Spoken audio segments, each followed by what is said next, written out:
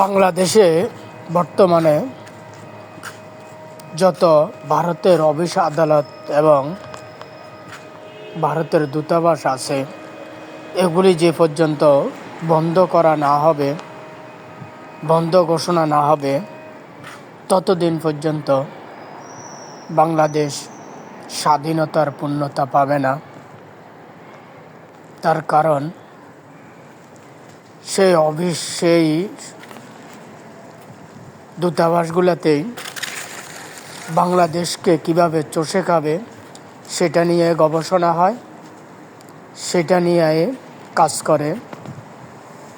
তাই যতদিন পর্যন্ত এই অফিসগুলো বন্ধ না করা হবে,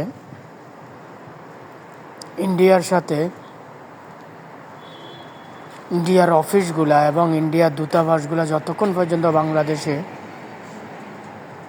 বন্ধ ঘোষণা না হবে, ততদিন বাংলাদেশে এভাবে খুন খারাপি চলতেই থাকবে, এভাবে রক্তের খেলা চলতেই থাকবে। যেদিন থেকে বাংলাদেশের ভারতের আধিপত্য মূল উপড়ে ফেলা যাবে, অফিসগুলো বন্ধ করে দেওয়া যাবে, সেদিন থেকে বাংলাদেশ থেকে খুন খারাপি বন্ধ হয়ে যাবে, রক্তের মিছিল বন্ধ হয়ে যাবে, রক্ত নিয়ে খেলা বন্ধ হয়ে যাবে। ধন্যবাদ। সবাই ভালো থাকবেন, সুস্থ থাকবেন। আল্লাহ হাফেজ।